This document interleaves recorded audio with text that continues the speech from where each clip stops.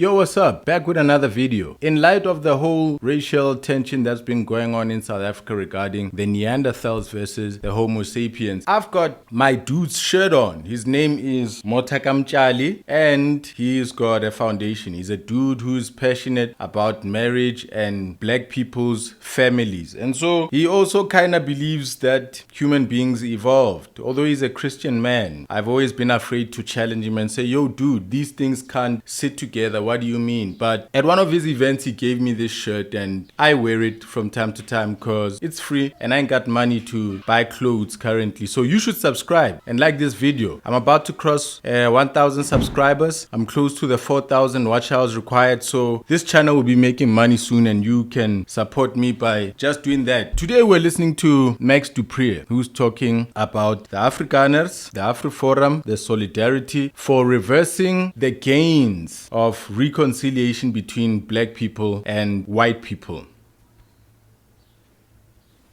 Watching News at Prime, let's get into this conversation. Now, AfriForum and Solidarity continue to face backlash over their role in the United States President Donald Trump's executive order halting aid to South Africa. A veteran journalist and author Max Du Preez slamming the two organizations for what he calls reversing reconciliation efforts by addressing the country's painful past.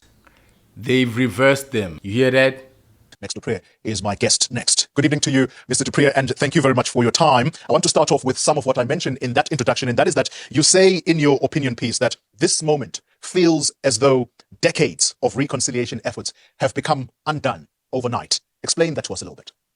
Yeah, let me just tell viewers that I'm sitting here filling in my forms to apply for refugee status. I insist on living in a trailer park in Colorado, and I insist that the government should give me a Toyota Fortuner. That's how absurd this is. I think absurdity is the word to use. I'm a white person. I self-identify as an Afrikaner, and I am not a victim. I am privileged. My people's culture and language have flourished since 1994. We're all wealthier. Radio. We're richer, got money. We've been killing it since 1994, yo. Thank God for this black democracy and the ANC, man. We done got rich. Stations, TV stations, publications, books in Afrikaans flourishing. And the same cannot be said about other indigenous languages. So I'm dealing with this absurd thing of people who I didn't vote for, who speak on my behalf. And to me, there is a very fundamental principle of democracy and freedom. And it goes like this, and you've heard it all over the world. Nothing about me without me. I did not give Flip Base and Kali Kriel a mandate to speak on my behalf to Donald Trump or Donald Duck or Father Christmas or anybody.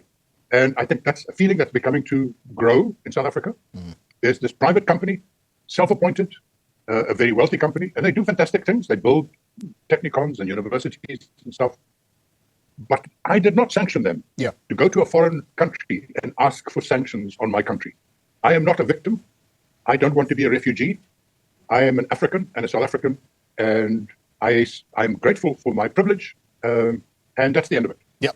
You've taken the time, Max, to look back at the political backgrounds of some of the individuals you mentioned, Flip Base, Kali Kriel, and Dirk Herman. Why was that important? Because they all come from an extreme right-wing background. They all come from HNP and Conservative Party background. And there's been this silent coup. Extreme people. They come from extreme background. And they're extreme today. And Ronaldo Gouws is extreme right now.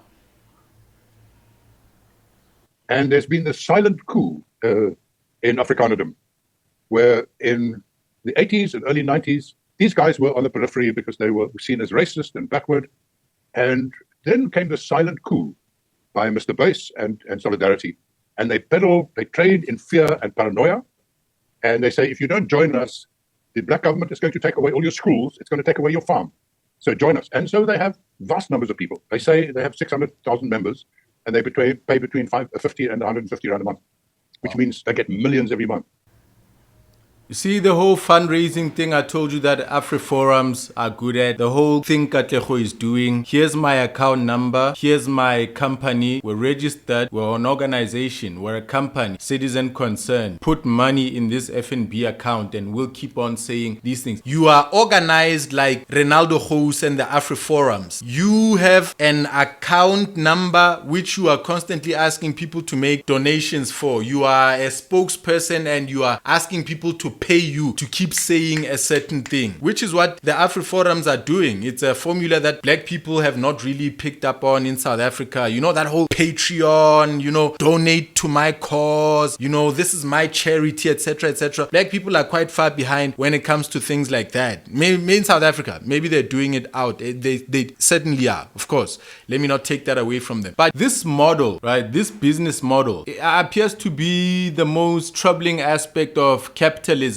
I mean, of all the things that you can capitalize on, there's hunger, there's the need for clothing, you can fill that gap. It's hot in Africa, you can fill that gap by supplying air conditioning. You understand what I'm saying? There's a need for education, you can supply education. You know, of all the things that you can capitalize on, capitalizing on people's anger, capitalizing on hatred, capitalizing on people's division, then asking for money, getting paid while the world goes to shit. Now, that's a good model to have. It is not a reason why they should speak on my behalf. I did not vote for them. Even if I live in a local residential area, my body corporate cannot speak on my behalf. They ask me for my point of view. Yeah. And these guys speak and they say, Flipbase is going to, on a diplomatic mission to the White House, and he's going to speak to President Trump on my behalf. The hell he is. He's not speaking on my behalf. We have integrated in the society. We see ourselves, people like me, see ourselves as Africans. We are grateful for what this democracy has given us. We're grateful for the democracy and the freedom and the open society that we enjoy. And I resent being called a victim who needs to go and live in a trailer park somewhere in America. 600,000 followers who pay the amounts that you've described a month. That's a huge following, yes. Max Du Preez. What is the risk here? What's the risk to the country's social cohesion if these individuals are left unchallenged and they continue to sow this divisive language that you've described? 600,000 people paying racists to be the head boys of racism. I think criticism should go also to the followers of these things.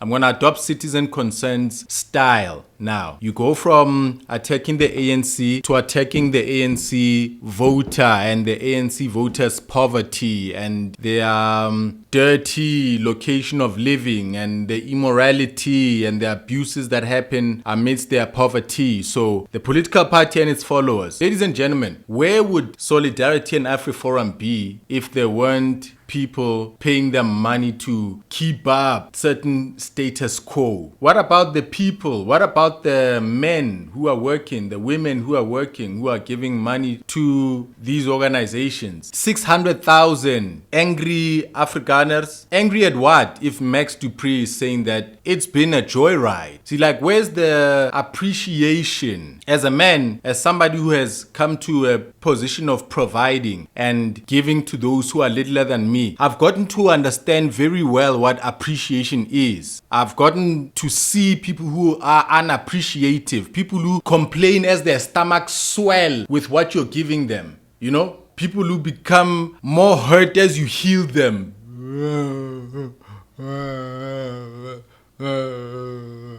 I'm sick of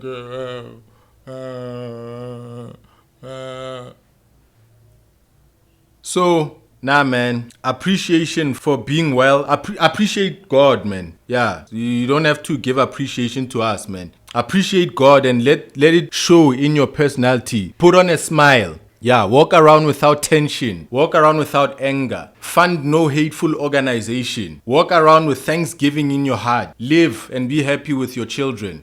How about that? Is it more easier to be hostile and fund an organization than to just be neutral and happy? Listen, Preez, I have quite a number of friends who are among the 600,000. They do not subscribe to this narrow Afrikaner ethnic nationalism. They joined AfriForum because AfriForum runs the local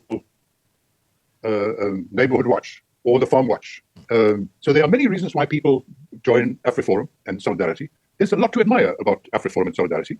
The contrast between how efficient they are in building a technicon and a university and the state's capacity to do that is there for everybody to see. So it's very easy to say, boer maak 'n plan, I'm going back to my people. When it comes down to it, the vast majority of Afrikaners did not want sanctions. They don't see themselves as victims. They have legitimate gripes, but they're the same gripes that you have and every viewer of this program has. We don't like corruption. We don't like government efficiency. We hate the infrastructure falling apart. We hate the state of our cities. All those things. It's not an Afrikaner issue. It's a South African issue. Yeah. You also take issue with the description of AfriForum as a civil rights organization. What should the appropriate characterization be? Yeah, I've listened to Radio Sonder Grense, the Afrikaans radio station, and I read the Afrikaans newspapers, and they call them a burgerrechte organisatie, a civil rights organization. They're not that. They're an Afrikaner rights organization. And that's legitimate. I'm not saying they're illegitimate. I'm not accusing them of treason like the MK Party or anything like that. They have their space. They have their space. But we need to get a proper perspective on where they fit into the society. And they act far bigger than they really are. There's this fear among many Afrikaners. Their language is going to be taken away, their farms are going to be taken away, their property is going to be taken away. And AfriForum and Solidarity are stoking those fears. And even after 30 years, where nobody's taken an Afrikaans school away, nobody's taken a farm away, we still prefer to believe in that. And I think more people, other Afrikaans-speaking people, should stand up and say, ons is nie almal so nie. We are not all like that. That's a power play. We are not nationalists. We're not ethnic nationalists. Yeah. We're not exclusive. We see ourselves as part of this nation. Final question to you, Max Du Preez. And the final one, I think it touches close to home because you are talking about journalists now. When a journalist calls out another in public, I'd like to think that that requires pause for thought. In your piece, you single out certain media houses. What role have these media houses played in, I guess, propping up AfriForum and or Solidarity? As he's about to go on this angle, speaking about media companies that are propping up AfriForum, consider the other hidden media companies, the YouTube channels, the Citizen Concern. That is a registered PTY limited with a bank account, business bank account at FNB. What about those people, the Ronaldo Gouws? Donate to my cause, give me money, I'm still paying off my legal fees and whatever, and he's going and buying condoms. Yeah, I'm specifically referring to Media 24, Netwerk 24, Beeld, Die Burger, Rapport, and Radio Sonder Grense, who have normalized AfriForum. If they want someone to analyze foreign affairs for them, they call on AfriForum. AfriForum has been made mainstream by these media. They don't go to the DA. And here's the bottom line, Collie. AfriForum can boast about 600,000 members or whatever. The majority of Afrikaners vote for the DA, which is a liberal, non-racial party. The DA is not in favor of narrow ethnic Afrikaner nationalism. So these media have normalized and legitimized AfriForum to become mainstream. And before 1994, they were on the extreme right. And so what should the approach be, Max Du Preez? Because they're going to push back and say, this is a group that also requires space in the South African society. They have a voice and they have every right to be quoted in whatever media. And we show as hell. Absolutely. We invite them here as well. Yes, absolutely. They've got the right to say what they want. They've got a right to be activists for anything they want. We shouldn't ignore them. We shouldn't suppress their voices. We should just remember they have their own media houses. AfriForum has a whole website, a mainstream big website called Marula Media. They run places like Pretoria FM. So their voice is strong.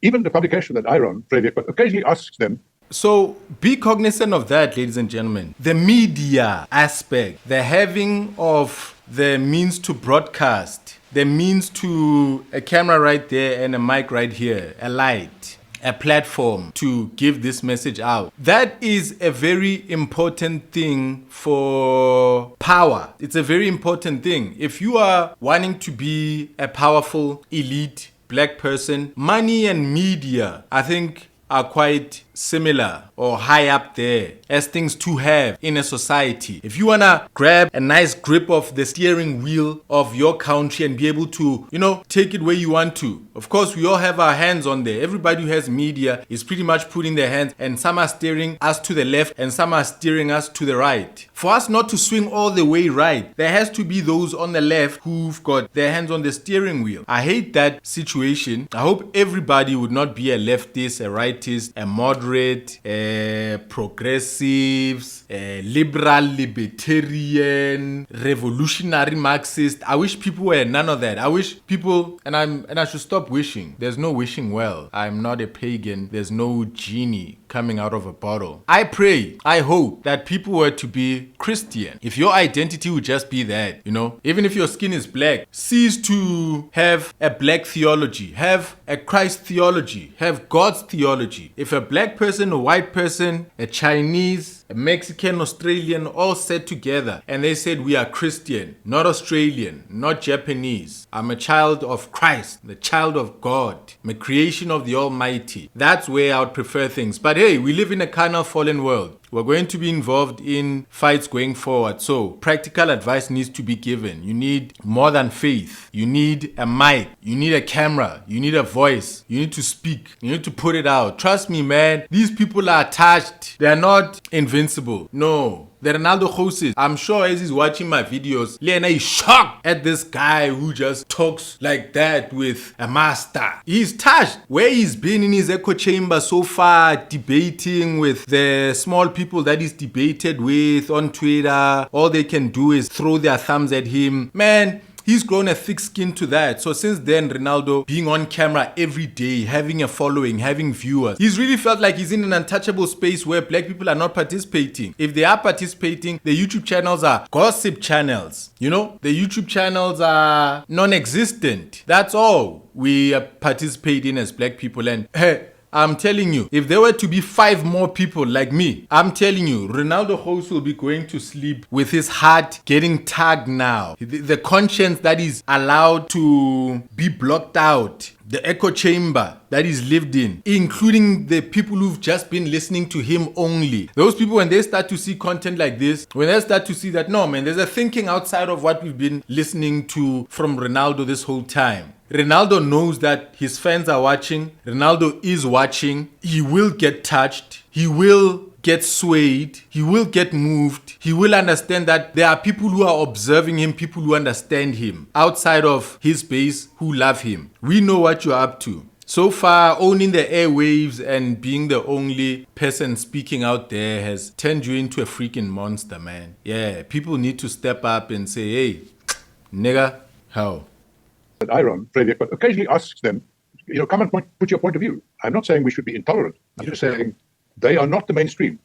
They are peripheral voices. They're ethnic nationalists. I'm also going to ask people from the MK party and the EFF to come and put their point of view, because they also have a right to say what they want. But we need to not say, this is the norm, this is the mainstream, this is the middle. This is not the middle, this is the extreme right. Max Du Preez, thank you very much for your time. Oh yeah, so we got that. Ladies and gentlemen, get in front of camera. The media is important. Toying and holding up placards. If you've never understood what protesting is, it's a broadcasting of what you are feeling on the inside. You are communicating, you are making it known. A protest is a form of communication. It's media. So Ronaldo on his platform there, he's toying to crush the Human Rights Commission. His friends are pushing for that to be the case as well. So they don't have to be on the streets. White people's skin and tolerance for the sun is not that great. So they'd never be the best protesters ever, unless somewhere in France. There, yeah, it's cloudy over there, country of white people, the best rioters on the planet, the French people. Since the French Revolution, since cutting the head of Louis XVI, they have been the best out there. But here in Africa, in this hot sun, you're not going to see white people protesting and airing their feelings that way. No, they're going to be on YouTube in a room, shaded, air-conditioned, nice, comfortable chair, and you should see that as something that you want to emulate. Ladies and gentlemen, my name is Neo. Hope you like, hope you subscribe, hope you comment. I'll see you next time.